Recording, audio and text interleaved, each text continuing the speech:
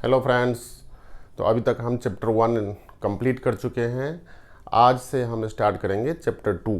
Chapter 2 जो है वो है फिजिक्स एंड मैथमेटिक्स। ठीक है, physics and mathematics I mean कि फिजिक्स का मैथमेटिक्स के साथ क्या रिलेशन है। तो अभी ब्रीफली हम डिस्क्राइब करेंगे कि विदाउट मैथमेटिक्स आप फिजिक्स को डिराइव नहीं कर सकते हैं, फिजिक्स का भाषा जो भी है। तो फिजिक्स मैथमेटिक्स क्या है? फिजिक्स का लैंग्वेज है। ठीक है, तो अभी जितने भी फिजिकल क्वांटिटीज़ होगा उसमें बेसिक इन्फॉर्मेशन, बेसिक जानकारी आपको चाहिए। तो फिजिक्स के लिए आपको क्या क्या चाहिए? अलजेब्रा चाहिए, ट्रिग्नोमेट्री चाहिए और कैलकुलस का बेसिक अंडरस्टैंडिंग होना चाहिए। ठीक है, तो सबसे पहला जो टॉपिक्स है वो है स्केलर्स एंड वेक्टर्स। ठीक है, तो आप प्रीवियस क्लास 9-10 में पढ़ चुके होंगे ब्रीफली कि what is the vectors and scalars, लेकिन यहाँ पर आपको मोर डिटेल्स में पढ़ने हैं स्केलर और वेक्टर्स। तो वेक्टर्स क्या होते हैं और स्केलर क्या होता है, इस पर अभी हम डिस्कस करेंगे। ठीक है, तो कोई भी फिजिकल क्वांटिटीज़ जिसमें ओनली मैग्नीट्यूड हो, उसको रिप्रेजेंट करने के लिए सिर्फ और सिर्फ मैग्नीट्यूड हो, उसको हम स्केलर क्वांटिटीज़ बोलते हैं। राइट, तो स्केलर क्वांटिटी का मतलब क्या हुआ कि ओनली स्केलर, स्केलर में क्या होगा? ओनली आपका मैग्नीट्यूड होगा। ठीक है, नो डायरेक्शन, नो डायरेक्शन। लेकिन वेक्टर क्वांटिटीज का क्या होता है कि इसमें क्या होगा? मैग्नीट्यूड, मैग्नीट्यूड प्लस डायरेक्शन, और थर्ड थिंग्स है कि इसको आप triangle law of addition method से ऐड कर सकते हैं। You can add by triangle law of addition. Triangle law of addition से इसका एडिशन हो सकता है। ठीक है, एडिशन करने के लिए आपको क्या करना पड़ेगा? ट्राइंगल लॉ ऑफ एडिशन होना चाहिए।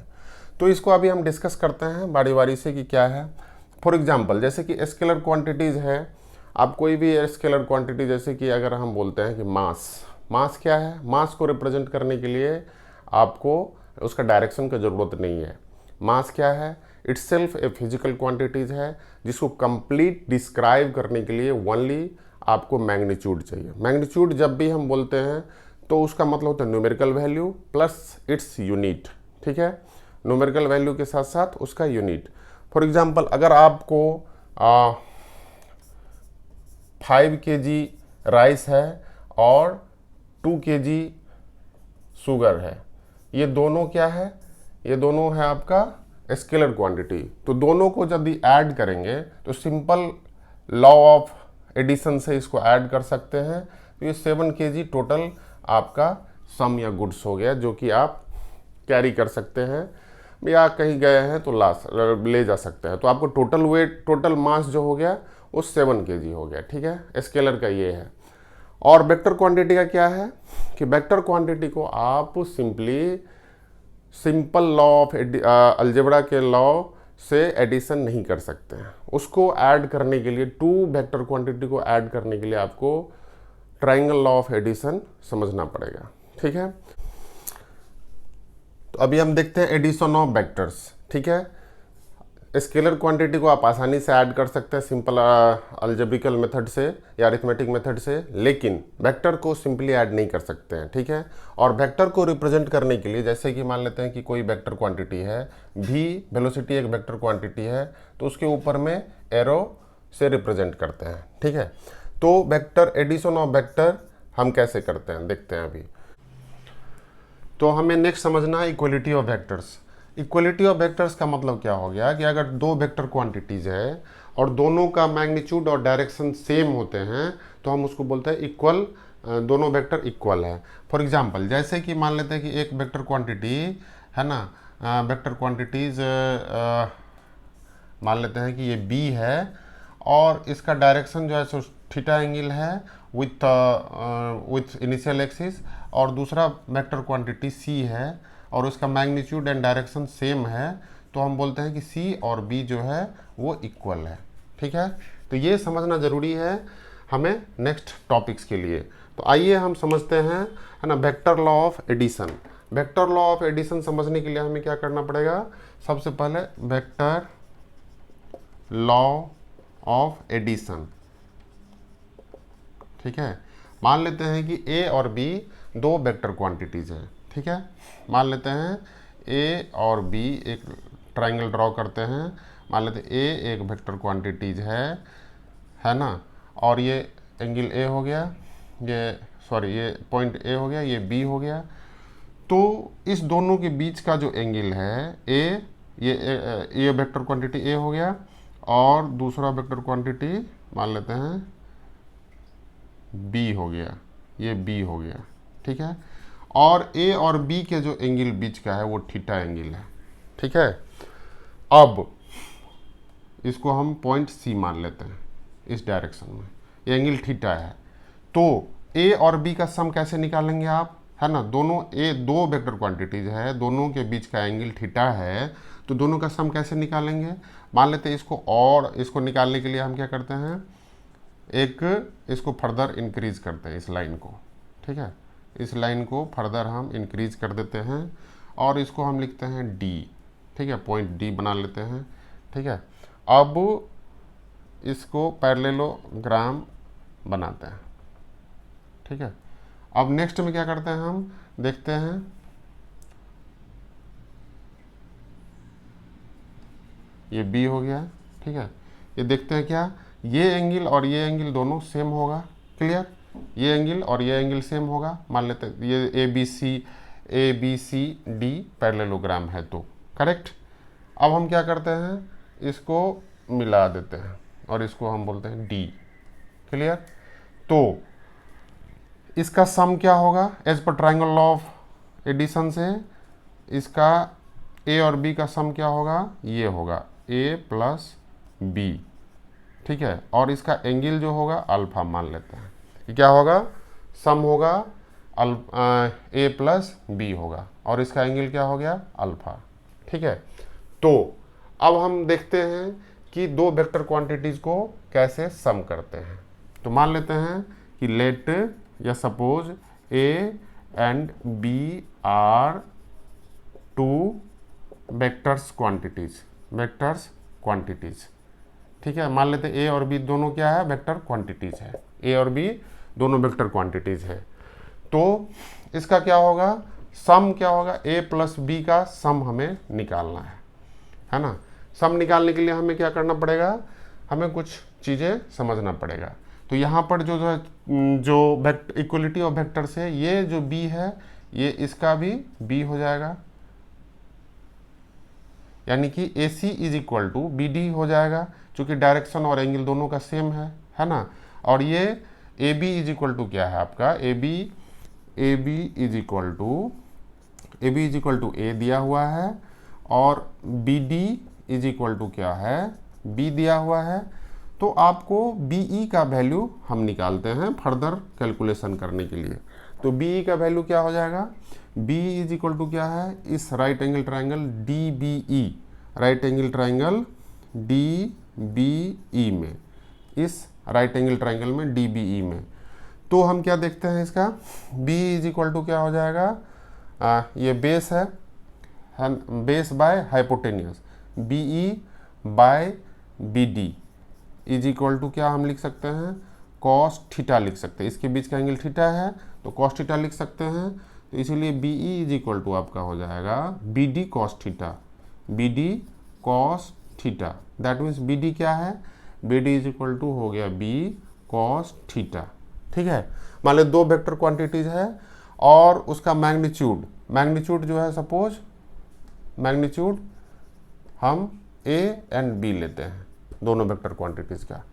तो यहाँ पर क्या हो जाएगा, इसका मैग्नीट्यूड बी हो जाएगा, बी का बी कॉस थीटा हो गया आपका ये वैल्यू। अब हम देखते हैं नेक्स्ट में देखते हैं कि D E is equal to क्या होगा। तो डी ई क्या, परपेंडिकुलर ऑफ दिस ट्राइंगल है, triangle B D E, triangle B D E में देखते हैं क्या हो गया, परपेंडिकुलर बाय हाइपोटेनियस। परपेंडिकुलर कितना है, डी ई, बाय हाइपोटेनियस कितना है, B D is equal to क्या हो जाएगा, sine theta. Theta is angle between D B and B E, तो साइन थीटा हो जाएगा। तो साइन अब D E is equal to कितना हो जाएगा आपका, बी डी साइन थीटा, और बी डी का मैग्नीट्यूड कितना है, बी है बी साइन थीटा। ठीक है, तो अब हम क्या देखते हैं कि triangle, simple triangle law of addition से ए डी कितना होगा, ए डी का मैग्नीट्यूड कितना होगा, ए डी जो है सो रिजल्टेंट मैग्नीट्यूड होगा। तो इसको हम लिख सकते हैं इन ट्राइंगल, ए डी निकालने के लिए आपको क्या करना पड़ेगा, इसमें कंसीडर करना पड़ेगा in triangle A E D, A E D में, in triangle A E D, A E D पूरे कंप्लीट ट्राइंगल में क्या देखते हैं हम, ये जो पाइथागोरस थ्योरम से, using Pythagoras theorem, Pythagoras theorem से आप क्या देखते हैं कि A D square is equal to, A D square is equal to क्या हो जाएगा, ए ई का स्क्वायर, ए ई का square plus D E square, चूंकि ये राइट एंगल 90 डिग्री हो जाएगा है, तो A E square plus D E square. ठीक है, तो अभी हम देखते हैं कि ए ई कितना है, ए इज इक्वल टू हम लिख सकते हैं, ए ई को हम क्या लिख सकते हैं, ए ई को ए बी प्लस, ए ई को क्या लिख सकते हैं, बी ई। ठीक है, तो यहाँ पर लिखेंगे हम A E is equal to A B plus B E का square plus D E square, correct. अब A B is equal to कितना वैल्यू दिया हुआ है, आप देखिए A B is equal to दिया हुआ ए, और इसका मैग्नीट्यूड ए है। ठीक है, और B D is equal to कितना है, sorry B E is equal to कितना है, बी इज इक्वल टू हमने निकाला अभी यहाँ पर B cos theta, B cos theta का होल स्क्वायर हो जाएगा, और डी इज इक्वल टू कितना निकाला हमने, बी साइन थीटा का होल स्क्वायर। ठीक है, तो क्या हो जाएगा, A square plus B square cos square theta plus 2ab cos theta plus B square sine square theta. Clear. तो अब हम क्या करेंगे कि बी स्क्वायर कॉमन ले लेंगे इस दोनों में से, तो क्या हो जाएगा A square plus B square जब कॉमन लेंगे तो cos square theta plus sine square theta, तो cos square theta plus sine square theta is equal to क्या होता है त्रिकोणमिति में 1 होता है। तो ये 1 हो गया प्लस 2ab कॉस थीटा।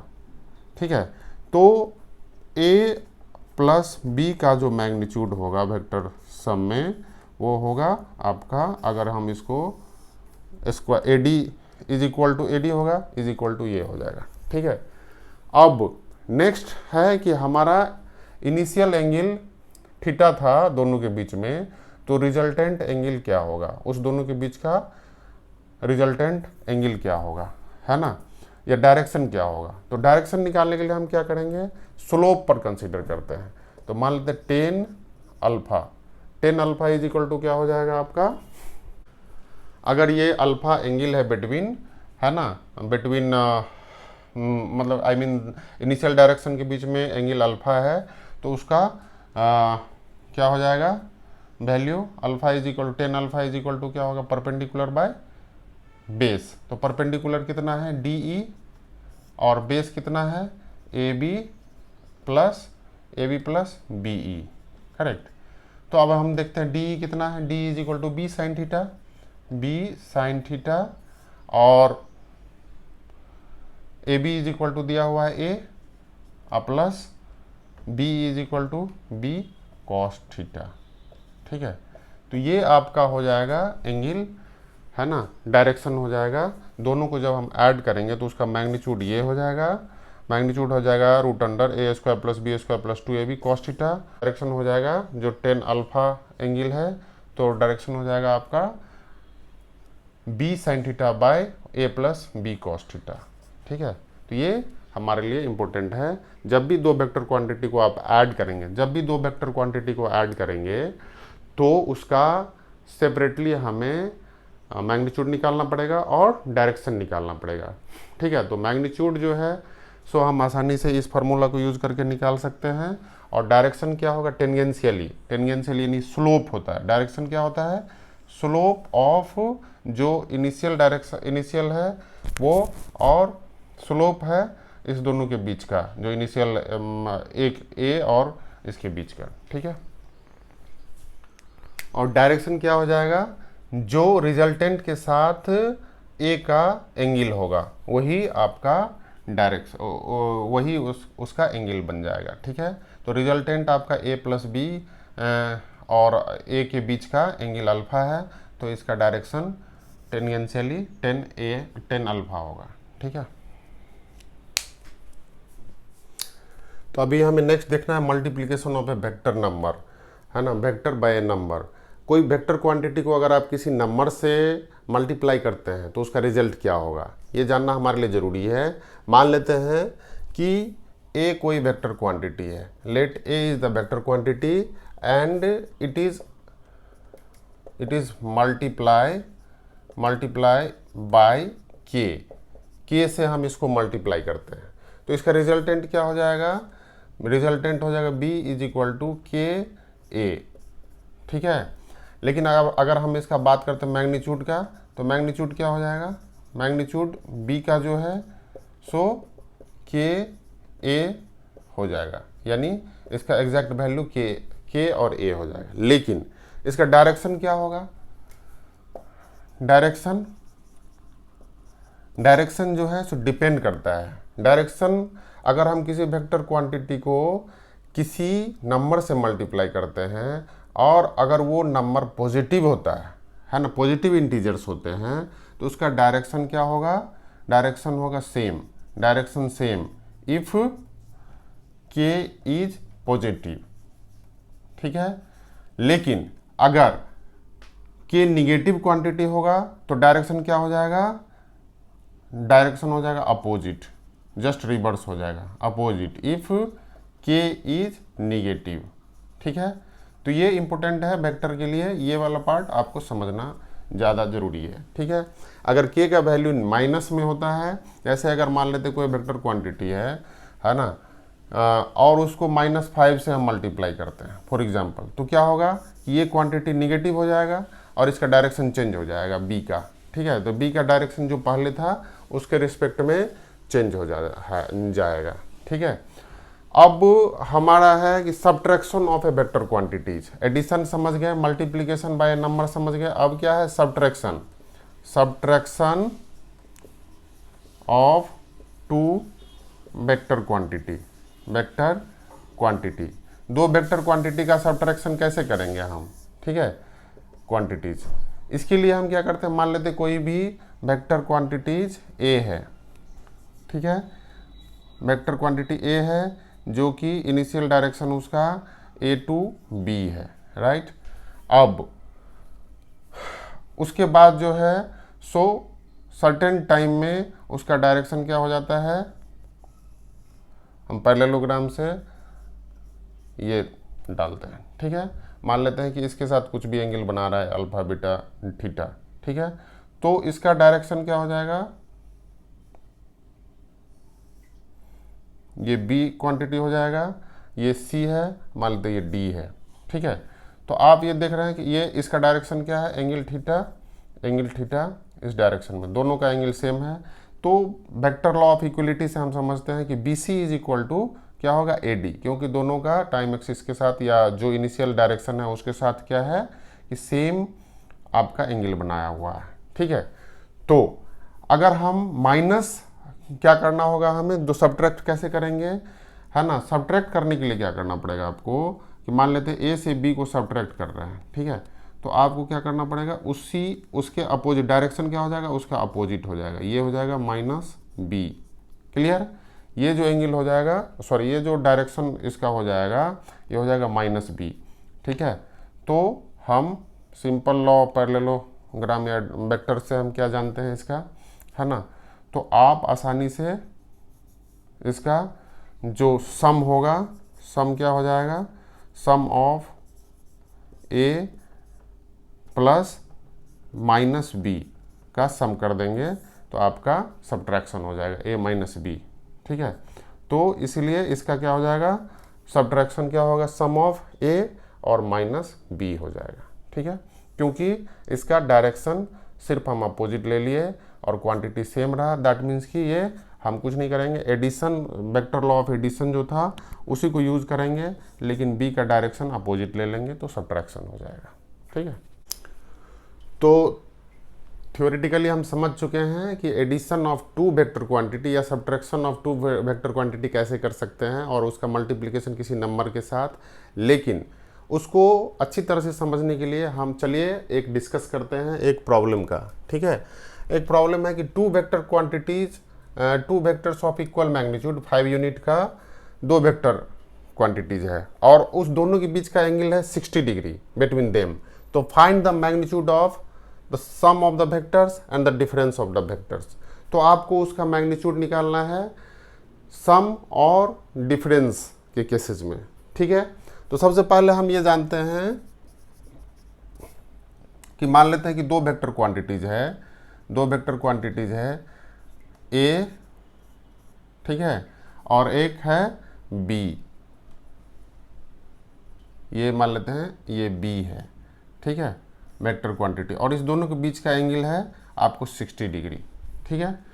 तो इसका जो सम होगा, ये ए मान लेते हैं, ये सम होगा, ये क्या होगा, इसका सम कैसे हम निकालेंगे, इसका जो सम होगा वो आपका यहाँ पर ए प्लस बी होगा, करेक्ट। ये सम होगा इसका दो वेक्टर क्वांटिटीज का। मान लेते एक का एंगल दूसरे पहले वेक्टर क्वांटिटी और दूसरे वेक्टर क्वांटिटी के बीच का 60 डिग्री एंगल है, तो ठीक है। अब हमें क्या कर, दूसरे केसेस में हम देखते हैं कि अगर ये दोनों निगेटिव हो, है ना, मतलब ये जो है बी जो है सो हमको अपोजिट डायरेक्शन में कर देते हैं, ठीक है। अपोजिट डायरेक्शन में करेंगे तो ये हो जाएगा माइनस बी, करेक्ट। अब देखते हैं इसको हम कैसे कर सकते हैं, ये ले लेते हैं, ठीक है। तो ये हो गया ए और ये हो गया बी, लेकिन इसके बीच का एंगल बदल गया, एंगल क्या हो गया 120 डिग्री हो गया, ठीक है। पहले था 60 डिग्री, अब बाद में क्या हो गया इसका 120 डिग्री हो गया जब हम सब्ट्रैक्ट करेंगे तो और इसका क्या हो जाएगा vector A minus vector B, ठीक है। क्लियर हो गया ये पॉइंट। तो अभी हम देखते हैं कि इसको कैसे कर सकते हैं। तो दिया गया है given magnitude of A is equal to 5 unit, magnitude of B is equal to 5 unit, ठीक है, और एंगल बिटवीन देम ए और बी के बीच का एंगल 60 डिग्री है। तो पहला केस में देखते हैं कि sum of the vector quantities, तो magnitude in case of the sum of the vector quantities क्या होगा, ए प्लस बी का मैग्नीट्यूड निकालना पड़ेगा, ठीक है। तो ये वाला पार्ट आप देखेंगे, इसको मान लेते ए, ये बी, ये सी, डी, ई, ट्रायंगल है एफ ले लेते हैं, ठीक है। तो इसमें क्या हो जाएगा आपका, इसका मैग्नीट्यूड क्या हो जाएगा, इसका मैग्नीट्यूड हो जाएगा ए सी के मैग्नीट्यूड के बराबर, ए सी के बराबर हो गया, ठीक है। और A C is equal to हम लिख सकते हैं कि magnitude of A B plus A D, चूँकि बी सी सेम है, A B plus A D, correct. और इसका फार्मूला आप जानते हैं, जब दो वेक्टर क्वांटिटी का मैग्नीट्यूड निकालने के लिए क्या करेंगे कि अगर मान लीजिए दो वेक्टर क्वांटिटी है उसका मैग्नीट्यूड निकालने के लिए क्या हो जाएगा, square root of A square plus B square plus क्या हो जाएगा 2ab cos theta, where theta is the angle between two vector quantities, ठीक है।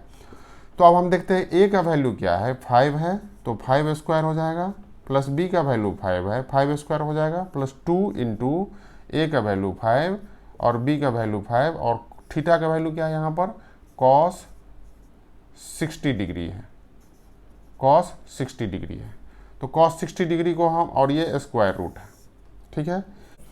देखिए 5 square plus 2 5 square into cos 60 degree है, ठीक है। तो हम क्या करते हैं, इसको मोर प्रिसाइजली हम इसको लिखते हैं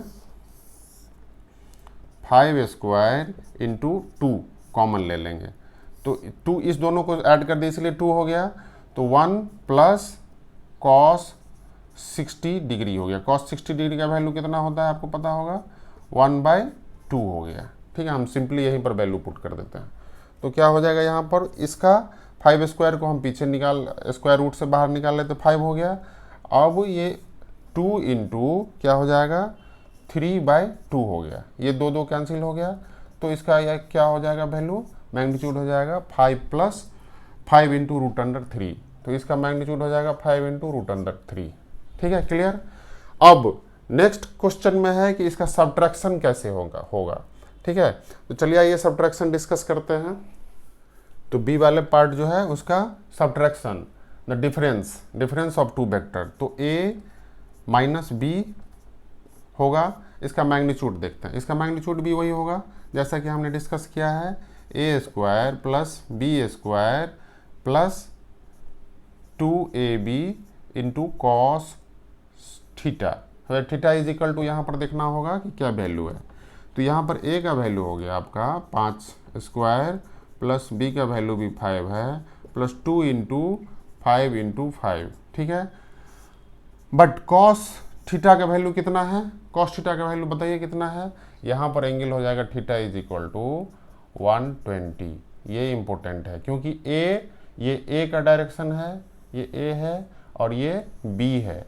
ठीक है, इस दोनों के बीच का एंगल चेंज हो जाएगा। जब आप सब्ट्रैक्ट करेंगे तो इसका एंगल हो जाएगा, इसका एंगल 120 हो जाएगा। जब एडिशन था उस टाइम में क्लियर दिया हुआ था कि दोनों का एंगल 60 डिग्री है। और जब b को हम रिवर्स करेंगे, इस डायरेक्शन से इधर की तरफ रिवर्स करेंगे तो इसका एंगल चेंज हो जाएगा। इसका मेन क्लू यही है कि सब्ट्रैक्शन के टाइम में क्या करना पड़ेगा आपको, उसका एंगल, उसका जो है सो एंगल पर फोकस करना पड़ेगा कि कैसे वो मूव कर गया। ठीक है, तो 2 into 5 into 5 into cos 120, clear, 120 degree हो गया। तो अब हम इसको देखते हैं कैसे कर सकते हैं। तो 5 स्क्वायर को कॉमन ले लेते हैं पूरे टर्म से, चूँकि 5 तो आ चुका है, सॉरी यहाँ पर मैंने दोबारा लिख दिया, कॉस 120।